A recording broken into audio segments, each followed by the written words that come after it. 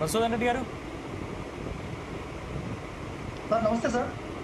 గతంలో 3 రాజధానుల పేరు చెప్పి కాలయాపన చేశారు. ఉద్యోగ అవకాశం కల్పించలేదు, ఎక్కడ అసలు డెవలప్మెంట్ లేదు. ఇప్పుడు కొత్తగా మావిగన్ అనేది తెరపైకి తెచ్చారు. ప్రాంతాల మధ్య చిచ్చు పెడుతున్నారు. అసలు దీనివల్ల మీ స్టాండ్ ఏంటి అనేది కూటమి నేతలు అడుగుతున్నటువంటి ప్రశ్న ఏం చెప్తారు? సార్ ముందుగా మీకు టీవీ యాజమాన్యానికి ఛానల్లో ఉన్నటువంటి పెద్దలకి వీక్షిస్తున్నటువంటి ప్రజలకి శుభ సాయంత్రం. సార్ ఇప్పుడు జగన్మోహన్ రెడ్డి గారు క్లియర్గా రాజధాని అంశం మీద స్టాండ్ అనేటువంటిది కరెక్ట్గా క్లియర్గా చెప్పేశారు సార్. మేము ఈరోజు ప్రవేశపెట్టినటువంటి బిల్లుని కూడా ఎందుకు ఏ విధంగా బిల్లుని పార్లమెంట్లోకి తీసుకెళ్ళాలనేటువంటి ఆ ఫార్మేట్ ఆఫ్ బిల్లుని మేము వ్యతిరేకించాము, కానీ రాజధాని యొక్క బిల్లుని మేము వ్యతిరేకించాము. మేము క్లియర్గా అడుగుతున్నాం సార్. ఈ కుటుంబ ప్రభుత్వాన్ని ఇప్పుడు బీజేపీ నాయకులు మాట్లాడారు. ఆయన ఈ 5 సంవత్సరాల్లో జగన్మోహన్ రెడ్డి గారు ఏం చేశారు, రాష్ట్రానికి ఏం చేశారు, ఏం చేయలేదు కదా అనే మాదిరి మాట్లాడుతున్నారు సార్. అసలు జగన్మోహన్ రెడ్డి గారి పాలన 5 సంవత్సరాల్లో ఏ విధంగా రాష్ట్రం అభివృద్ధి అయిందన్నట్టు కొంచెం ఆలోచించారు సార్. జగన్మోహన్ రెడ్డి గారి పాలన 5 సంవత్సరాల్లో మీ ప్రభుత్వంతో సఖ్యతగా ఉన్నటువంటి తెలంగాణలో ఉన్నటువంటి బీఆర్ఎస్ ప్రభుత్వం కూడా ఈ బిల్లుకు ఆమోదం తెలిపింది. అదే సార్ టీఆర్ఎస్ పార్టీ కావచ్చు, ఆమోదించినటువంటి 48 పార్టీలు కావచ్చు, ఇవన్నీ కూడా జస్ట్ బయట నుంచి చూసేటువంటి పార్టీలే సార్. ఇప్పుడు మన ఇంట్లో ఇద్దరు అన్నల తమ్ముళ్ళు గలాబాలు వేసుకున్నప్పుడు బయట ఒక వ్యక్తి చదువుకోండి అంటాడు. అంటే చదువుకుంటే వచ్చేటువంటి లాభ నష్టాలన్నీ ఈ బ్రదర్స్ ఇద్దరు కానీ తెలియదు వాళ్ళకి కుటుంబంలో ఏం జరుగుతుందని. సపోజ్ సార్ ఈ బిల్లుని ఇదే విధంగా జగన్మోహన్ రెడ్డి గారు ఆమోదిస్తే మళ్ళీ మీరు అదే చెప్తారు, మీరు జగన్మోహన్ రెడ్డి గారు ఆమోదించారు కదా, మీరు జగన్మోహన్ రెడ్డి ఖచ్చితంగా 2029లో జగన్మోహన్ రెడ్డి గారు ఖచ్చితంగా ముఖ్యమంత్రి అవుతారు సార్. ఎందుకంటే ఈ ఆమోదం ఏదైతే ఈ యొక్క మన సభలో శాసనసభలో జరిగిందో జగన్మోహన్ రెడ్డి గారు వచ్చేస్తారు 29లో, వాటి పేరు మార్చేస్తారు, స్థలం మార్చేస్తారు. కాబట్టి మనం గెజెట్ తీసుకున్న వాళ్ళని భయం, వీళ్ళు ఏ విధమైనటువంటి భయం ఉందో ఆ భయం అనేటువంటిది నిజం. కరెక్ట్గా 2029లో జగన్మోహన్ రెడ్డి గారు ప్రభుత్వం అధికారంలోకి వస్తాడు. జగన్మోహన్ రెడ్డి గారు అధికారంలోకి వస్తే ఆ రోజు నువ్వు పార్లమెంట్కి బిల్లు పోయింది కదా, నీకు అంత మాత్రం బిల్లు పోయి తెలియదా? నీకు 2 లక్షల కోట్లు అవసరం అవుతుందని ఆ రోజు నువ్వు తెలియదా? ఎందుకు నువ్వు సపోర్ట్ చేసినావు? నువ్వు సపోర్ట్ చేసావు ఆ రోజు నువ్వు కట్టు అంటారు. కేసీఆర్ అడగరు సార్, కేసీఆర్ గారిని అడగరు. ఈ విధంగా అయినటువంటి ఈ ప్రశ్న కేసీఆర్ గారిని అడగరు, జగన్మోహన్ రెడ్డి గారు అడుగుతారు. అయ్యా జగన్మోహన్ రెడ్డి ఆ రోజు బిల్లుని నువ్వు ఓకే అని చెప్పావు, అన్నిటికీ సపోర్ట్ చేసినావు, 2 లక్షల కోట్లు అవుతుందని చెప్పి తెలుసు కదా, చంద్రబాబు నాయుడు గారు చెప్పారు కదా, పవన్ కళ్యాణ్ గారు చెప్పారు కదా, మరి ఇప్పుడు ఈ రోజు నువ్వు అధికారం చేపట్టిన తర్వాత నువ్వు ఎందుకు కట్టట్లేదు అంటే ఆ రోజు ఆ అమౌంట్ 2 లక్షల కోట్లు జగన్మోహన్ రెడ్డి గారు ఎక్కడ తీసుకొని రావాలా? అదే ఇప్పుడు మేము క్వశ్చన్ చేస్తున్నాం. ఈ కట్టడానికి అయ్యేటువంటి ఖర్చు కేంద్ర ప్రభుత్వం భరిస్తుందా, రాష్ట్ర ప్రభుత్వం భరిస్తుందా? రాష్ట్ర ప్రభుత్వం భరించే పడితే ఏ విధంగా భరిస్తుంది, ఏ విధంగా దాన్ని తీసుకొస్తున్నారు అనేటువంటిది మేము బిల్ ఫామ్ లో కేంద్ర ప్రభుత్వం ముందు పెట్టమంటున్నాం.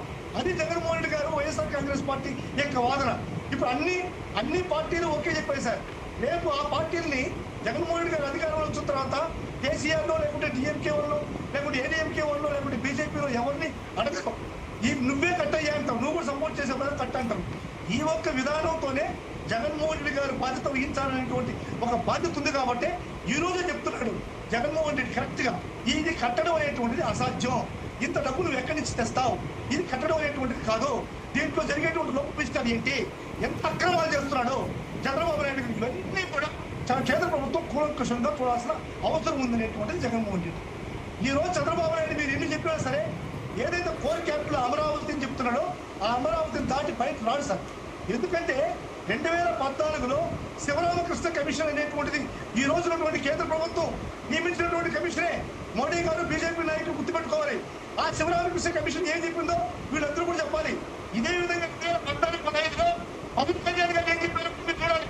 మీ కుటుంబంలో పవన్ కళ్యాణ్ గారు ఇది ధనవంతుల రాజధాని, పేదవాడి దీంట్లో పోయేటువంటి పరిస్థితి లేదు, కాబట్టి ఈ అమరావతి అనేటువంటిది చట్టబద్ధం తీసుకురాకూడదు, ఈ అమరావతి అనేటువంటిది మంచిది కాదు అని చెప్పని సాక్షాత్తు పవన్ కళ్యాణ్ ఈ రోజు కుటుంబంలో ఉన్నటువంటి పవన్ కళ్యాణ్ చెప్పిన మాట మీరు గుర్తు చేసుకోవాలి. ఇదే విధంగా శివరామకృష్ణ కమిటీ ఏం చెప్పింది, ఏదైతే కోర్ క్యాపిటల్ ఉందో ఈ కోర్ క్యాపిటల్ ఈ యొక్క కన్స్ట్రక్షన్కి కానీ ఈ యొక్క అమరావతికి కానీ సూటబుల్ కాదు, ఈ యొక్క అమరావతి ఈ యొక్క కోర్ క్యాపిటల్ తప్ప మీరు ఎక్కడైనా సరే తీసుకుపోయి కట్టండి అని చెప్పని ఆ రోజు శివరామకృష్ణ కమిషన్ మీకు ఇచ్చింది నివేదిక, కేంద్ర ప్రభుత్వానికి ఇచ్చింది నివేదిక. మరి కేంద్ర ప్రభుత్వం ఈరోజు ఏం చేస్తారు, నిద్రపోతుందా? వాళ్ళు వేసిన కమిషన్ మీదనే, వాళ్ళు వేసిన కమిటీ మీదనే వాళ్ళకి నమ్మకం లేదా? ఇదంతా కూడా కేంద్ర ప్రభుత్వం ఆలోచించాలి. సాక్షాత్తు ప్రపంచ బ్యాంక్ ఏం చెప్పిందంటే ఈ యొక్క ఏరియా ఏదైతే కోల్ క్యాపిటల్ ఉందో ఈ కోల్ క్యాపిటల్ ఈ యొక్క ఫ్లడ్ లో మునిగిపోతుంది. కానీ పార్లమెంట్ ఆమోదించింది 22,500 కోట్ల రూపాయలు ఖర్చు అవుతుంది కాబట్టి 22,500 క్యూసెక్ల పంపింగ్ స్టేషన్స్ అవసరం అని చెప్పి వద్దు అన్నారు. ఇవన్నీ కూడా బేఖాతరు చేస్తాం. ఈ రోజు కోల్ క్యాపిటల్ కట్టాలంటే అది ఇన్సైడ్ ట్రేడింగ్ కి మెయిన్ కారణం సార్. ఏదైతే ఈ కోల్ క్యాపిటల్ చంద్రబాబు నాయుడు లక్షల ఎకరాల్ని వాళ్ళ అనుభవంతో కబ్జా ఆక్యుపై చేస్తున్నారు, ధరలు పోతాయని చెప్పి ఈ కోల్ క్యాపిటల్ మార్చేదానికి సాహసం చేయట్లేదు. ఇక్కడ పార్లమెంట్ ఆమోదించినటువంటి బిల్లును వ్యతిరేకించడం ద్వారా ప్రజాస్వామ్య విరుద్ధానికి వ్యతిరేకం కాదైతే ఎట్టి పరిస్థితుల్లో కాదు సార్. ఎందుకంటే మా వాదన మేము వినిపించాం. ఈ బిల్లులో లోపభూయిష్టం ఉంది, ఈ బిల్లు కరెక్ట్ గా లేదు చెప్పడం అనేది మా ధర్మం. భారతదేశ పౌరుడుగా భారతదేశంలో ఉన్నటువంటి ప్రతి బిడ్డకి అర్హత ఉంది. అదేవిధంగా ప్రజా ఇది సానుభూతున్నటువంటి ఒక నాయకుడు జగన్మోహన్ రెడ్డికి కానీ ఈ పార్టీకి కానీ చెప్పేటువంటి అర్హత ఉంటే ఈ బిల్లులో లోపభూయిష్టం ఉందని చెప్పని. ఎందుకంటే సార్ ఇటువంటి బిల్లులే చాలా చేసే సార్ పార్లమెంటు. ఇప్పుడు విద్యుత్ చట్టంలో స్పెషల్ స్టేటస్ ఏమైంది? స్పెషల్ స్టేటస్ ఇచ్చారు ఆంధ్రప్రదేశ్ కి. మోడీ గారు ఎందుకు ఇవ్వరు? స్పెషల్ స్టేటస్ అడగండి. ఈరోజు మోడీ గారు మీ దయాదాక్షిణ్యంతో ప్రభుత్వం నడుపుతున్నారు కదా, మరి ఎందుకు మీరు స్పెషల్ స్టేటస్ అడగట్లేదు? పోలవరం ఎత్తు 45.72 నుంచి 41.57కి తగ్గించేశారు. ఇది ఒక జలాశయంగా మారిపోయింది. దాన్ని ఎందుకు అడగట్లేదు? ఇవన్నీ వదిలేసి స్పెషల్ స్టేటస్ కంటే ఎక్కువ ఇస్తుంది సెంట్రల్ గవర్నమెంట్. మీరు కావాలని చెక్ చేసుకోండి. ఆంధ్రప్రదేశ్కి కేంద్ర ప్రభుత్వం ఎంత ఇచ్చింది మొత్తం క్లియర్ చూసుకోవాలి. మీరు చూసుకోకుండా మాట్లాడుతున్నారు. మీకు మా రాష్ట్ర అధ్యక్షుడు వారు కేంద్రం నుంచి వచ్చినప్పుడు మీకు ఎన్ని హైవేస్ కావాలంటే మీరు మాట్లాడడం చేత కాల. మేము ఇచ్చా మీకు ఎన్ని హైవేస్ కావాలి. మీ ప్రభుత్వం వైసీపీ ఉన్నప్పుడు పార్లమెంటులో ప్రతిదీ కూడా క్లియర్ గా నడుస్తుంది. రెండోది ఏంటంటే ప్రభుత్వం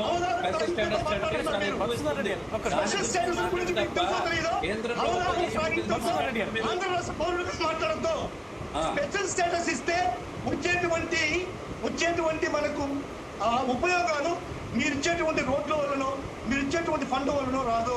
స్పెషల్ స్టేటస్ అనేటువంటిది ఆంధ్రుల హక్కు.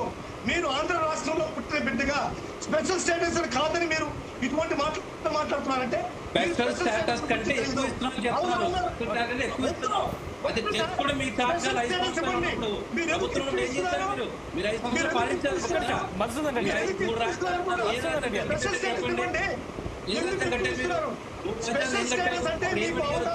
రాజకీయంతో మాట్లాడద్దు. దాని గురించి వివరాలు తెలుసుకొని మాట్లాడండి. మీరు స్పెషల్ స్టేటస్ 5 సంవత్సరాలు పాలన చేస్తున్నప్పుడు మీరు ఏం చేస్తారని అడుగుతున్నాను.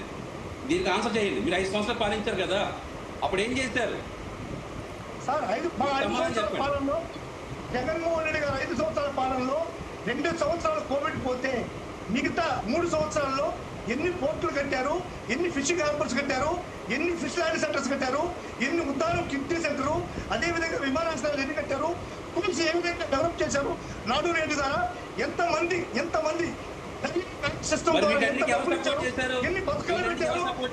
కేంద్ర ప్రభుత్వం చేసిందా రాష్ట్ర ప్రభుత్వం చేసిందా? మీరే చెప్తున్నారు కదా ఏం లేదని చెప్పేసి. ఇవన్నీ జగన్మోహన్ రెడ్డి గారు చేశారు. మీరు కేంద్ర ప్రభుత్వం చేశారా అనేది కాదు. జగన్మోహన్ రెడ్డి గారి హయాంలో జరిగినటువంటి పథకాలు ఇవన్నీ కేంద్రం సపోర్ట్ చేయడం అనేటువంటిది బాధ్యత రాష్ట్రానికి. కేంద్ర ప్రభుత్వం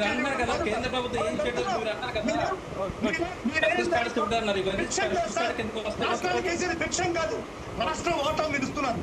రాష్ట్రానికి వేసేది భిక్షం కాదు, రాష్ట్ర వాటా మీరు ఇస్తున్నారు.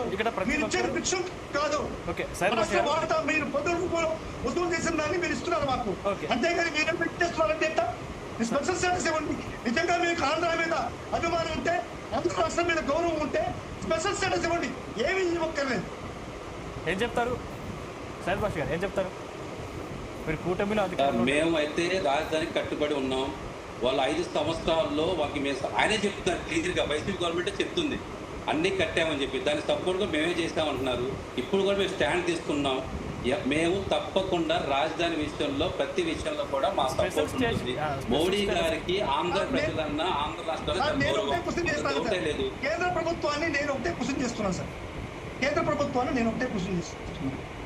మీరు రాజధానికి సపోర్ట్ చేస్తున్నారు అంటే ఆ రోజు ఫస్ట్ ఓపెనింగ్ అప్పుడు ఏదైతే మీ మోడీ గారు వచ్చి ప్రధానమంత్రి హోదాలో ఓపెన్ చేసి ఏం చెప్పేది కాదు. పవన్ కళ్యాణ్ గారు ఈ రోజు మీ కూటమిలో ఉన్నటువంటి ప్రధాన నేత పవన్ కళ్యాణ్ గారు చెప్పిందే నేను చెప్తున్నా. ఏం చేశారు, ఏమి మట్టి ఇచ్చారు, గుప్పిడి మట్టి ఒక చెంబుడు నీళ్ళు ఇచ్చి పాచిపోయిన రద్దులు కావాలన్నారు బాబు అన్నటువంటి పవన్ కళ్యాణ్ మాటలు గుర్తులేదా? మీరు మీ కేంద్ర ప్రభుత్వం నుంచి ఈ యొక్క అమరావతికి మీరు ఏమి ఇస్తున్నారు చెప్పండి. ఏమి ఇవ్వకుండా మేము సపోర్ట్ చేస్తున్నాం. అమరావతి పేరుని మీరు ప్రపోజ్ చేస్తే మీరు కేంద్ర ప్రభుత్వం నుంచి వచ్చినటువంటి ఇది విధానం ఇది కాదు.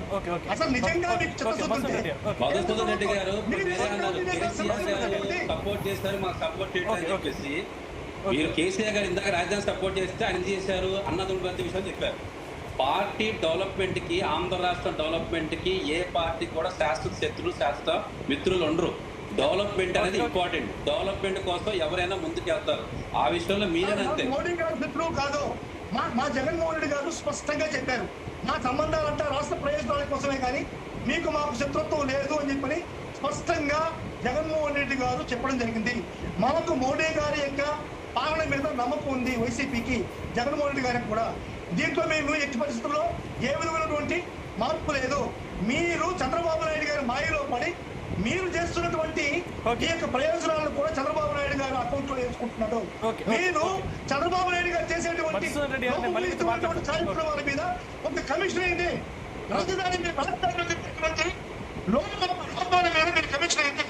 ఈ రోజు మీ కేంద్ర ప్రభుత్వమే కన్స్ట్రక్షన్ 4,000 స్క్వేర్ ఫీట్ కన్స్ట్రక్షన్ చేస్తుంటే ఈ రోజు 14,000 అమరావతిలో పెడుతుంటే దానిపైన కమిషన్ అయింది. ఇటువంటి అవసరం ఉంది. రైట్ మనతో పాటు టీడీపీ జగ్గంపేట ఎమ్మెల్యే జ్యోతి నెహ్రూ గారు ఫోన్